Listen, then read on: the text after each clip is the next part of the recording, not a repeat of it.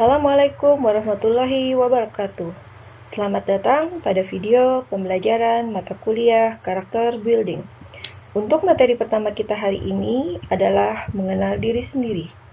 Kalian harus mengikuti video ini sampai akhir nanti, karena akan ada latihan soal di tengah slide dan di akhir slide.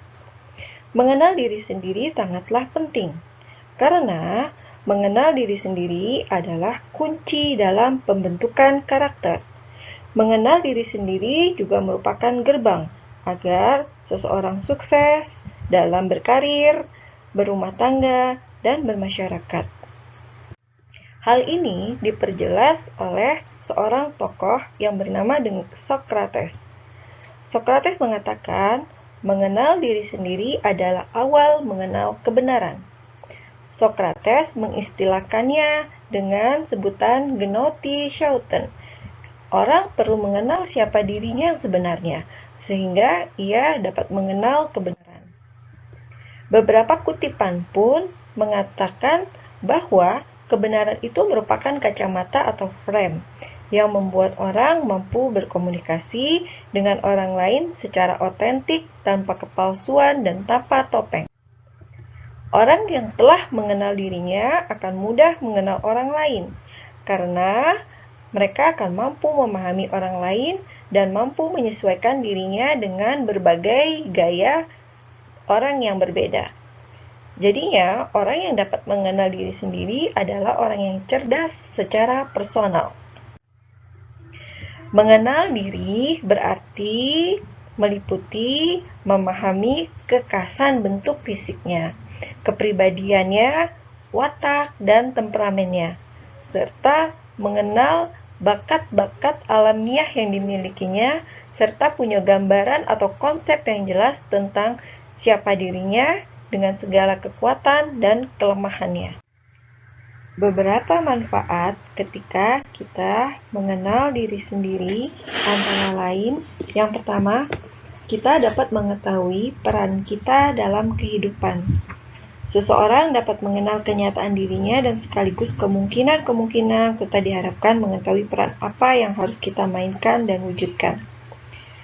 Kedua, dapat mengerjakan dan mengembangkan kelebihan dan bakat yang dimiliki. Serta ketiga, yaitu sebaliknya. Jika kita tidak mengenal diri sendiri, akan sulit mengatur tujuan hidup sehingga akan mengalami kegagalan dan pergumulan hidup. Tentu di antara kita semua tidak ingin hal itu terjadi. Maka, mengenal diri sendiri secara dini adalah sesuatu hal yang penting. Bagaimana cara kita mengenal diri sendiri? Ibu membagi menjadi 3 bagian. Yang pertama, melalui kacamata orang lain, khususnya orang-orang yang dekat dengan kita. Mengenal diri sendiri melalui kacamata orang lain, sikap yang harus kita miliki adalah open-minded. Open-minded terhadap kritik, saran, dan mau menerima apa adanya demi perkembangan dirinya, tidak defensif ketika diberikan masukan. Terus selanjutnya, mengenal diri sendiri dapat dilalui dengan mengamati diri kita sendiri melalui penelusuran bakat dan kepribadian, melalui pengalaman sehari-hari, dan melalui kebersamaan dengan orang lain, serta melalui refleksi dan perenungan diri pribadi dan merumuskan potret diri sendiri. Nah, ini Ibu akan berikan latihan pertama, yaitu melakukan perenungan tentang kondisi fisik yang kita miliki. Kalian sebutkan satu persatu apa kekuatan dan kelemahan yang ada di dalam kondisi fisik kalian. Kalian buat catatannya, nanti silakan kalian kumpulkan jawaban kalian di dalam forum yang disediakan. Selanjutnya, latihan kedua adalah bisa melalui motivasi dari video-video yang ada. Ibu memberikan beberapa rekomendasi film yang bisa kalian tonton. Nanti setelah kalian menonton film berikut ini, silakan kalian ceritakan hikmah yang kalian dapatkan dari film tersebut. Nah, salah satu film yang bisa kalian tonton adalah Forrest Gump. Dia adalah orang yang cacat, tapi dia bisa sukses. Kesimpulan yang bisa diambil dari mengenal diri sendiri adalah dengan mengenal diri sendiri, kita akan menerima diri apa adanya, dan dengan penerimaan diri, orang bisa sukses karena ia mau mengembangkan diri berangkat dari apa yang ada pada dirinya dan tidak menyalahkan keadaan fisiknya. Setelah itu, dia akan tumbuh rasa percaya diri, mampu berusaha, dan menjadi berkah bagi. Setelah memahami konsep diri, selanjutnya kita harus memahami apa itu temperamen. Definisi temperamen adalah gaya perilaku dan karakteristik seseorang individu dalam merespon keadaan. Hippocrates membagi manusia menjadi 4 temperamen. Yang pertama adalah sanguinis. Sanguinis adalah orang yang bersemangat dalam hidupnya, orang yang selalu ceria, bersahabat, dan sangat menikmati hidup. Dalam mengambil keputusan, orang-orang sanguinis dia dominan menggunakan perasaan daripada pemikirannya. Dan orang-orang sanguinis masuk dalam kategori ekstrovert. Kedua adalah koleris. Koleris mempunyai kemauan yang keras dalam mencapai sesuatu. Orang-orang koleris adalah orang-orang yang aktif, cekatan, mandiri, dan independen, serta berdedikasi.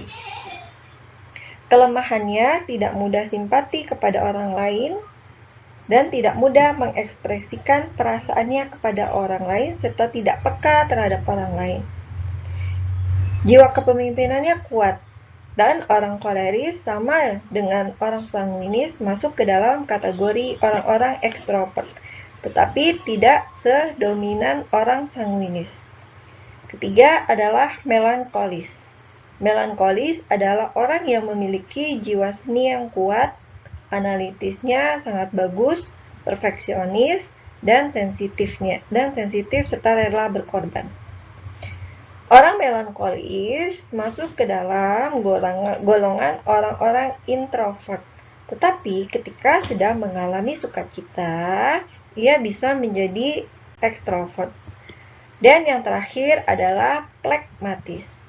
Plekmatis menghindari kekerasan, mudah diajak bergaul, ramah, serta konsisten.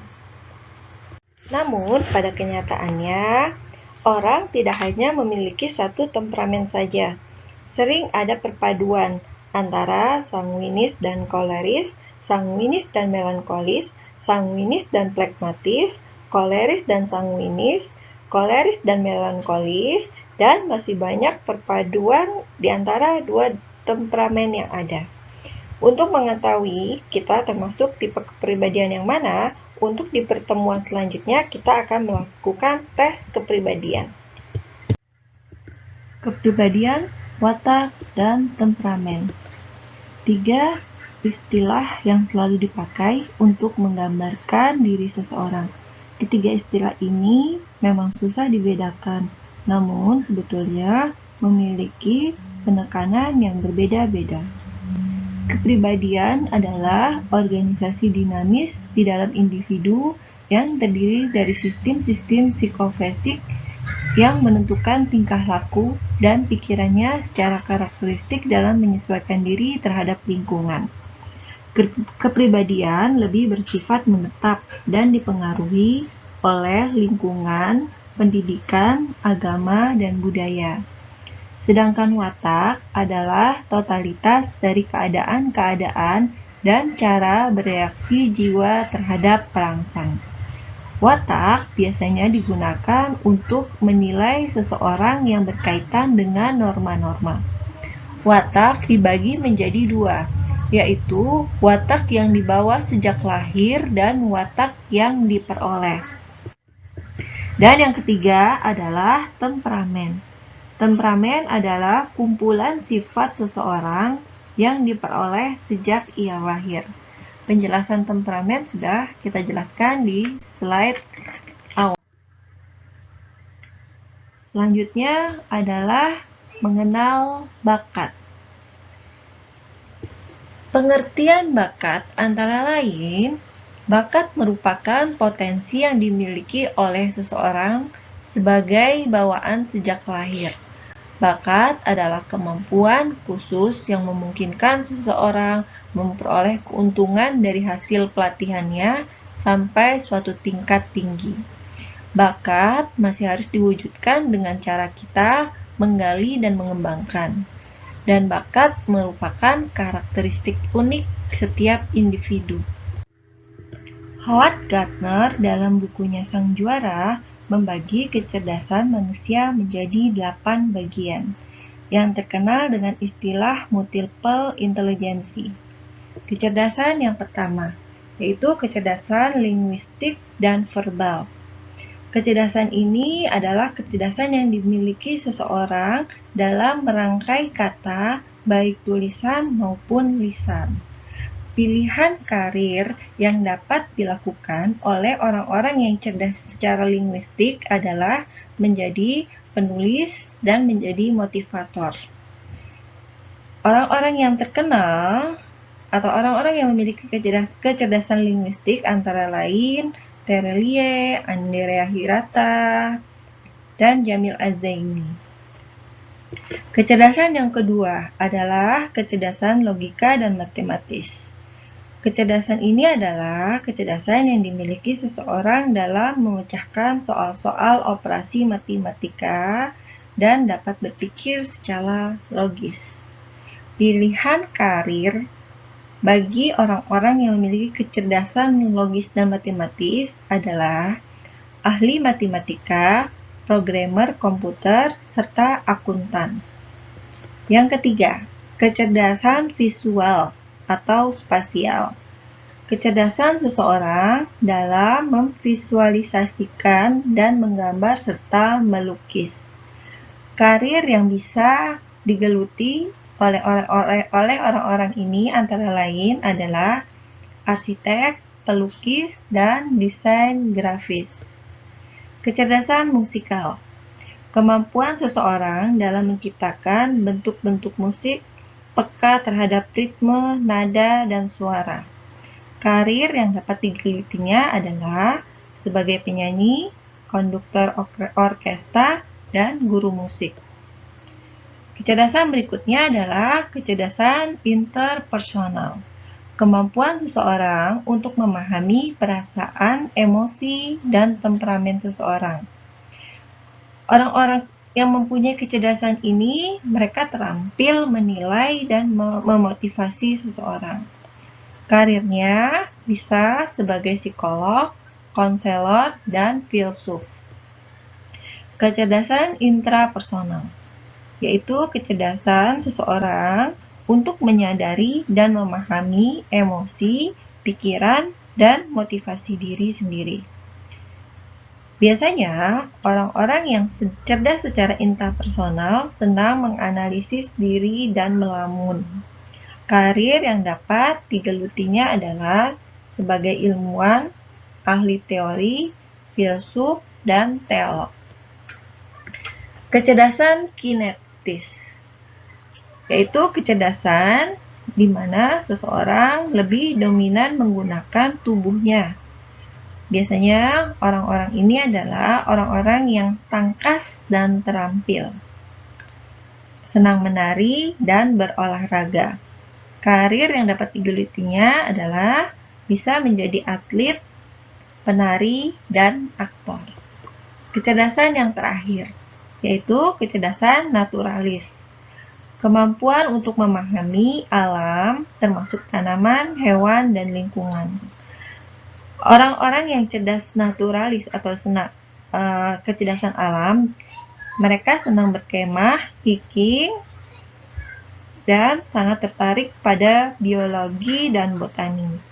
Karir yang dapat digelutinya bisa menjadi ahli biologi, konservasionis, dan pendaki. Hal yang mempengaruhi bakat ada 3, yaitu unsur genetik. Unsur genetik adalah unsur bawaan yang berasal dari orang tua. Yang kedua, yang mempengaruhi bakat adalah latihan. Bakat adalah sesuatu yang dimiliki secara alamiah. Namun, bakat akan terasah dengan bagus apabila terus-menerus dilakukan latihan secara maksimal. Dan ketiga, yang mempengaruhi bakat adalah struktur tubuh. Struktur tubuh mempengaruhi bakat seseorang. Seseorang yang bertubuh atletis akan memudahkan dalam mengelola bidang olahraga atletik. Pola hubungan bakat dan kreativitas. Di sini ada 4 pola. Nah, Ibu akan memberikan kalian latihan untuk menjawab 4 pola ini. Pola pertama, yaitu ada anak yang berbakat tetapi tidak kreatif. Kedua, anak yang berbakat dan kreatif. Ketiga, adalah remaja yang kreatif tetapi tidak berbakat. Dan keempat adalah orang dewasa yang kreatif dan berbakat. Menurut kalian, dari 4 pola tersebut, manakah yang hasilnya lebih baik? Nah, ini menjadi soal ketiga ya. Nanti dikumpulkan dengan ketiga soal yang tadi Ibu berikan. Slide berikutnya. Mengembangkan bakat. Mengembangkan bakat, pertama, perlu mengetahui apa itu bakat. Untuk mengetahui potensi diri, untuk merencanakan masa depan, untuk menentukan tugas atau kegiatan. Cara mengembangkan bakat, pertama, perlu keberanian, perlu didukung latihan, perlu didukung lingkungan, dan perlu memahami hambatan-hambatan pengembangan bakat dan cara mengatasi. Slide berikutnya adalah mengenali adversity. Adversity merupakan keteguhan, semangat, ketekunan, kemampuan seseorang dalam mencapai tujuan. Ada 3 jenis tipe adversity: quitter, camper, dan climber. Nah, ketiga ini akan dijelaskan pada slide pertemuan ketiga. Selanjutnya nanti kita akan melakukan quiz untuk mengenali adversity yang ada dalam diri kita. Terus slide berikutnya adalah mengenali spiritualitas. Aspek spiritualitas berhubungan dengan kehidupan manusia sebagai makhluk beriman, demi lebih memahami konsekuensi hidup keagamaannya dalam kehidupan nyata. Introspeksi atas kualitas spiritual dengan form penghayatan hidup keagamaan. Nah, ini pun nanti akan diberikan kuesionernya untuk mengetahui kecerdasan spiritualitas kita. Mengembangkan kekuatan dan mengatasi kelemahan diri sendiri dapat dilakukan dengan pertama, introspeksi diri, kedua, mengendalikan diri, ketiga, membangun kepercayaan diri, keempat, mengenal dan mengambil inspirasi dari tokoh-tokoh teladan, kelima, berpikir positif dan optimis tentang diri sendiri. Sekian materi kita untuk hari ini. Terima kasih atas perhatiannya. Sampai jumpa pada materi berikutnya.